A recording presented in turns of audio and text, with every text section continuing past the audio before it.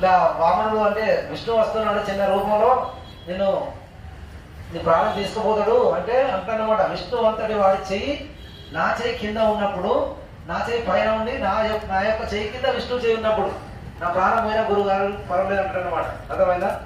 ఈ ఘోర బ్రహ్మాండాన్ని పరిపాలించే విష్ణువే నన్ను ఆశించేస్తున్నాడు అంటే నా దగ్గర చేయి ఆపుతున్నాడు అంటే ఇచ్చేవాడే గొప్పవాడు. గుర్తుపెట్టుకోండి, ఎప్పుడైనా తీసుకునేవాడు ఎప్పుడు గొప్పవాడు కాదు. ఎంత గురువు అయినా ఎవరైనా దాతే గొప్పవాడు. దానం చేసేవాడు ఉంటేనే గురువు కూడా బతకాలంటే ఒకటి దానం చేసేవాడు ఉండాలి. అర్థమైందా?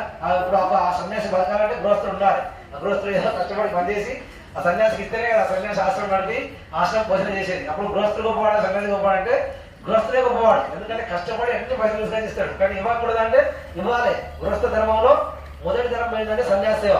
అర్థమైంది? అలాంటి సాధువులు ఉండాలని రోజు భగవంతుని ప్రార్థించాలి. మనం అందరం లోకం బాగుండాలని ప్రార్థించాలంటే మనం ఇచ్చేవాళ్ళు కూడా ఉండాలి. మరి లేకుంటే వాళ్ళు ఎక్కడికి భోజనం చేస్తారు, ఎక్కడికి వాళ్ళని ప్రార్థిస్తారు అని కూడా ఉంటాయి కదా. గృహస్థ ధర్మంలో ఫస్ట్ నేమే సన్యాసమే ఉంటుంది అనమాట.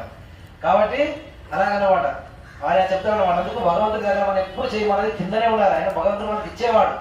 అర్థమైందా? కాబట్టి పైకి వెళ్ళకూడదు చెయ్యి. ప్రతి ఒక్కరికి ఒక రోజు ఉంటుంది. ఆయన చెప్తారు వాళ్ళ గురువులు మీరు దగ్గర అప్పుడు. కానీ ఇప్పుడు మన దగ్గర లేదు. మనం శక్తులు వాళ్ళ దగ్గరికి వెళ్ళలేము. కానీ ఆ దేవతకు మనం ఏదైనా పదార్థాన్ని ఇవ్వాలంటే ఎలా ఇవ్వాలంటే వేదం చెప్పింది ఏంటంటే యజ్ఞం ద్వారా ఇవ్వచ్చు అని చెప్పింది అనమాట.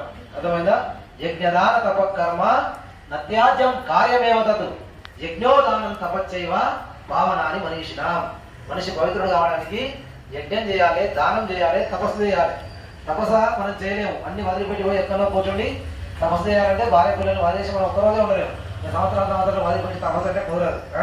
దానమా చేయాలన్నా కానీ శక్తి ఉండాలి. దానం చేయాలంటే డబ్బు ఉండాలి బాగా. అలాగే దానం కూడా యజ్ఞం అయితే ఈజీగా చేయొచ్చు అనమాట. అర్థమైందా? మీ యొక్క పాపాన్ని నశింపజేసేది యజ్ఞోదానం. యజ్ఞం అనేది చాలా పవిత్రమైనది. ఆ కట్టెలు ఏ విధంగా అన్ని భస్మం చేస్తాయి, మనకున్న పాపాలన్నీ కూడా ఆ యజ్ఞం వల్ల భస్మం అవుతాయి. ఆ దేవతకు ఆ పదార్థం వెళ్ళిపోతుంది. మనం డైరెక్ట్ ఆ దేవతకు ఇవ్వాలంటే అగ్నిముఖంగా ఇవ్వాలని చెప్తుంది. అగ్నికి 7 నాలుకలు ఉంటాయి అన్నమాట. దేవత మరి ఓమం తింటారా, అడుగులు వెళ్ళని తింటారా, ఓంపుడు తింటారా, నెయ్యి తింటారా, తినరు దేవతలు. వాళ్ళు అమృతమే తింటారు. కానీ దేవత మాత్రం అగ్నిదేవుడు మాత్రం అన్ని తింటాడు అన్నమాట. ఆయన తినేసి లాంటిది అన్నమాట మా వారది. ఆ దేవత మనం ఏమి ఇప్పుడు చీరలు అన్ని ఇస్తుంటాము. మనం ఏ చీర ఇస్తామో ఆ చీర అమ్మ అలవాటుకుంటుంది అనమాట.